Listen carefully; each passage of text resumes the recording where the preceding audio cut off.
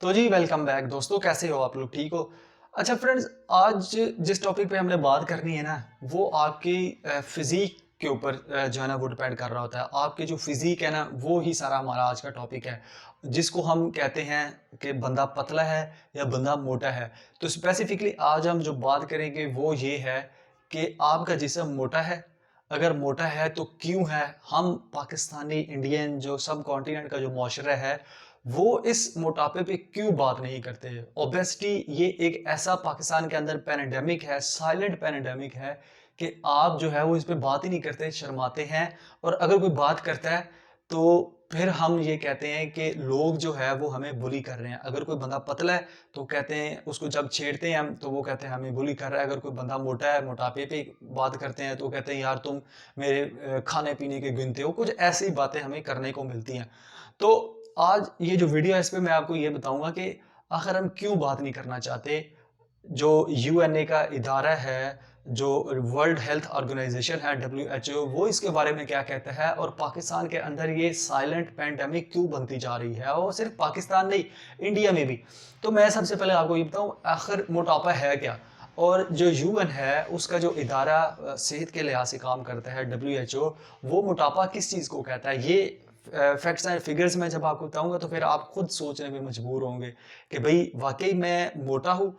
तो पाकिस्तान में और इंडिया में जो सबसे पहले बात करते हैं ना कि लोग इस पे सोचते क्यों नहीं है? लोग इस पे इसलिए नहीं सोचते, पाकिस्तान का एक कल्चरल सिस्टम ऐसा है कि माशरती हमारा सिस्टम ऐसा है, सोशल वैल्यूज़ हमारी ऐसी हैं कि जब हम किसी की जिस्म पे बात करेंगे, फ़िज़ीक पे बात करेंगे तो अगला बंदा ये समझता है कि ये हमारा खाना-पीना गिन रहा है, इसको सिर्फ़ मेरा खाना नज़र आ रहा है, ये खुद नहीं देखो कुछ करता या अपनी तरफ नहीं देखता या अपनी फैमिली की तरफ नहीं देखता। हमें कुछ ऐसी बातें सुनने को जो है ना वो रिएक्शन में मिलती हैं, इसलिए हम बात नहीं करते। इस ओबेसिटी पे बात करने से हम गुरेज़ करते हैं। इसके अलावा हमारे सेहत के मसाइल होते हैं, जिसकी वजह से हम बात नहीं करते। इसके अलावा हमारी तालीम की कमी है, जिसकी वजह से हम जो है ना वो इस पे बात नहीं करते।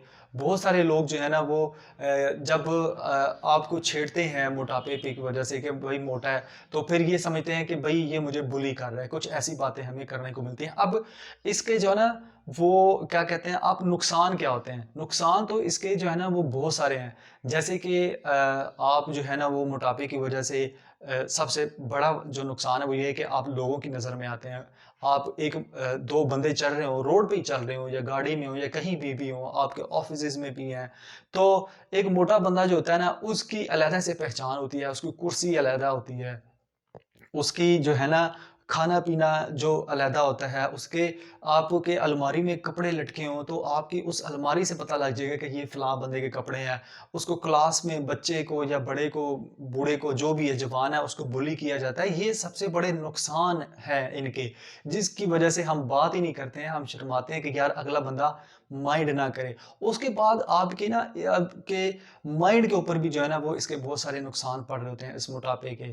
जैसे कि आपको जो है ना वो डिप्रेशन की बीमारी इससे लग सकती है। इसके अलावा आपको जो है ना वो सेहत के मसाइल बहुत सारे, जैसे आपको साँस की बीमारी इसमें लग सकती है। और मोटापा तो डेफ़िनिटली एक खुद बीमारी है, और इस मोटापे की वज़ह से जो सबसे ज़्यादा आपके जो ऑर्गन्स इफ़ेक्ट करते हैं, वो आपके गुर्दे करते हैं, किडनीज़ करती हैं, जिनकी वज़ह से आप सर्वाइव ही नहीं कर सकते लाइफ़ में। तो ये वो नुकसान है जिसकी तरफ हमें देखना है और हमें सोचना है कि यार जो है ना वो वाक़ई हम मोटे हैं कि नहीं हैं।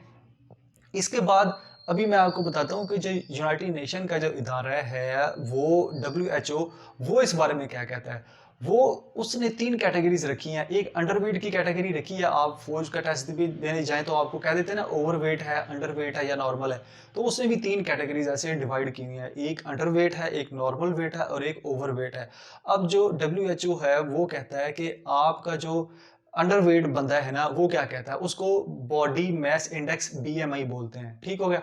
अब जिस बंदे का बीएमआई 10 से 18 है, इसके बीच में है, 10 से 18 के बीच में, तो वो बंदा जो है वो आपका अंडरवेट कहलाया जाता है। इसके बाद नॉर्मल वेट की कैटेगरी आती है दूसरे नंबर पे। जो नॉर्मल वेट है वो आपका 19 से लेके 25 का जिसका बीएमआई आता है, वो आपका नॉर्मल वेट का होता है। उसके बाद ओवर वेट क्या होता है? ओवर वेट आपका 25 से ऊपर जो भी होता है, 25 बीएमआई से ऊपर जो भी इसका फिगर आएगा वो सारा का सारा उसका ओवर वेट में आता है। अब ये बीएमआई क्या होता है? बीएमआई जो है वो एक्चुअल में एक फार्मूला है, एक कैलकुलेशन है जो कि उन्होंने मतलब ड्राइव की हुई है। बीएमआई कैसे कैलकुलेट करते हैं? बीएमआई कैलकुलेट करने का एक सिंपल सा फार्मूला है और वो ये है कि आपने अपनी जो क्या कहते हैं हाइट लेनी है और आपने जो है वो अपना वेट लेना है। आपने वेट को डिवाइड करना है अपनी हाइट के साथ और हाइट का आपने स्क्वायर लेना है मीटर के साथ। फर्ज किया अभी मैं आपको इसका जो ना फार्मूला एग्जैक्ट बताता हूँ। आपकी weight divided by height metre square में, ठीक हो गया। आपने अपनी हाइट को मीटर में कन्वर्ट करना है और उसका स्क्वायर ले लेना है। तो जो वो आपका आंसर आएगा वो आपका जो है ना वो बीएमआई आएगा। और बीएमआई फिर आपने देखना है कि वो किस कैटेगरी में फॉल करता है, अंडर वेट में, ओवर वेट में या नॉर्मल में फॉल करता है। ये जो है ना वो WHO की रिपोर्ट्स हमें कहते हैं। इसके बाद WHO ने ही जो है ना वो डिफाइन किया हुआ है कि आपका जो मोटापा है, ओबेसिटी है, वो कितने लेवल का है। उसने इसको 3 क्लासेस में डिवाइड किया है, ठीक हो गया मोटापे को। अब एक नॉर्मल मोटापा होता है। नॉर्मल मोटापा कहते हैं कि जैसे आप रोजाना अपनी गली मोहल्ले में या आगे पीछे बाजारों में, गाड़ियों में, आगे पीछे दफ्तरों में, स्कूल कॉलेजेस में सफर करते हैं, जहां पे भी जाते हैं तो आपको आपकी फिजिक से थोड़े नॉर्मल मोटे लोग नजर आते हैं। आप उनको मोटा नहीं समझते, आप ये कहते हैं कि यार ये खाता पीता बंदा है, इसकी सही सेहतमंद बंदा, हम इसको ये कहते हैं। लेकिन वो जो गोरे हैं ना, जब उन्होंने स्टैंडर्ड बना दिया तो वो इसको सेहतमंद नहीं कह रहे थे। वो 3 क्लासों में इसको डिवाइड करते हैं। सबसे पहले जो उन्होंने क्लास बनाई है, जो कि आपको वो कहते हैं कि क्लास 1 का जो ओबेसिटी लेवल है वो होता है आपका 18 से 25, ठीक हो गया। 18 से 25 के बीच में जिसका जो है वो बीएमआई आता है वो आपका क्लास 1 का मोटापा होता है। और इसके बाद आपका जो क्लास 2 का जो मोटापा होता है वो आपका 35 से 40 के बीच में जिनका भी बीएमआई आता है वो आपका मोटापा होता है क्लास 2 का। उसके बाद क्लास 3 एंड लेवल है और 40 से ऊपर बीएमआई जिसका भी आएगा वो आपका क्लास 3 का आएगा और वो स्वेयर किस्म का मोटापा होता है, ओबेसिटी लेवल इसका होता है। और उसमें आपको ये वैसे तो ये जो क्लास 2 और क्लास 3 है इसमें भी जो है वो आपको बहुत ज़्यादा चांस होते हैं बीमारियों का। लेकिन जो क्लास 3 है वो ये कहते हैं WHO कि इसमें आपके बचने के चांस थोड़े कम होते हैं। आपका 40 से अबव बीएमआई का मतलब है कि आपका जो वेट है वो तकरीबन तकरीबन 200 180 इतना है और वो उस बहुत ज़्यादा मोटापा। नो डाउट कि इसमें एज का फैक्टर भी डिपेंड कर रहा होता है, लेकिन काफ़ी सारे बच्चे छोटे होते हैं, मतलब 6-7 क्लास ग्रेड के बच्चे होते हैं और उनका वेट जो है वो आप लगाएं कि 45 अबव होता है, 50 होता है। वो ऐसे ऐसे लोग भी होते हैं तो वो ऑब्वियसली वो क्लास 3 में ही फॉल कर रहे होते हैं। तो इसी तरह हमें कई ऐसे लोग मिलते हैं। अभी मुझे एक अच्छी एग्जांपल याद है कि आपको अगर याद हो 2008-9 की बात है या 2010 की, अगर मैं गलत हूं तो मुझे करेक्ट करना है। आपको जरूर पता होगा कि पाकिस्तान में मुल्तान साइड का एक बंदा था, वो बेचारा टैक्सी ड्राइवर था और वो बहुत गरीब था। तो वो इतना मोटा हो चुका था, इतना मोटा हो चुका था। पहले वो बिल्कुल सेहतमंद था लेकिन उसको मोटापे की वजह से टैक्सी चला चला के ऐसी बीमारी लगी कि वो बेचारा चारपाई पे बढ़ गया। और उसके बाद उसको जो है वो चारपाई पे पड़ा रहा, उसको लोकल हॉस्पिटल में रेस्क्यू किया गया लेकिन वो उसका इलाज ना हुआ। तो फिर आप ये देखें कि पाकिस्तान आर्मी ने उसकी हेल्प की, उसके लिए स्पेशल हेलीकॉप्टर मंगवाया, उसको रेस्क्यू किया और लाहौर में लेके गए। और मुझे अच्छी तरह याद है कि उसको बाहर निकालने के लिए, अब वो चारपाई पे लेटा था, उसको ऐसे तो नहीं उठा सकते थे। वो मैं कहता हूँ उसका ओबेसिटी लेवल को मतलब 50-60 से भी ऊपर ही होगा, पता नहीं कौन सी क्लास में वो फॉल करता है। तो उसके लिए स्पेशल उसका घर का दरवाज़ा तोड़ा गया, उसकी घर की दीवार बाहर की तोड़ी गई, फ्रंट की, और फिर उसको बाहर निकाला और फिर उसको लाहौर में रेस्क्यू किया। लेकिन क्या है कि वो फिर भी 2-3 महीने बाद फोत हो गया। क्यों?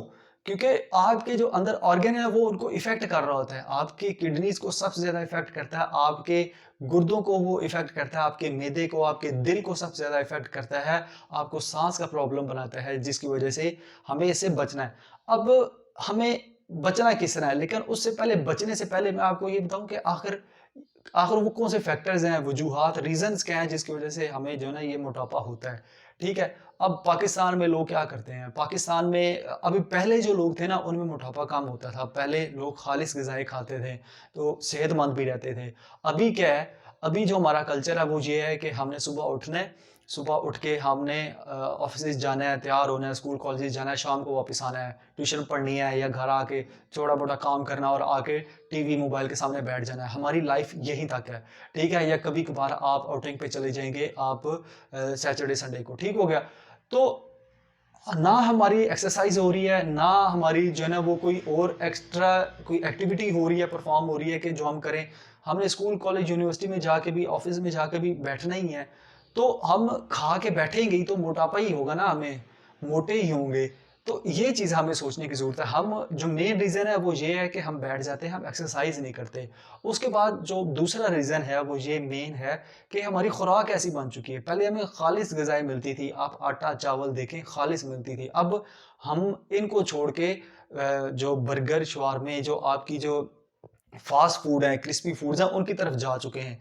तो इससे क्या होता है कि ये 1-2 दिन का तो आपको शौक पैदा होता है, आप देखेंगे यार बड़ी अच्छी है, लेकिन जब आप इसको खाते जाएँगे, आप इसको यूज़्ड टू हो जाएँगे, आपको पता भी नहीं लगेगा कि ये आपके अंदर जाके क्या चीज़ इफ़ेक्ट कर रही है। ठीक हो गया? आपके ऑर्गन्स को कैसे इफ़ेक्ट कर रही है। तो उससे भी जो है ना ये बहुत ज़्यादा मसले-मसाइल होते हैं। उसके बाद हमारा जो तीसरा मेन रीज़न है वो ये कि हमने एक्सरसाइज़ छोड़ दी है। हमारे पास टाइम ही नहीं है एक्सरसाइज़ करने का।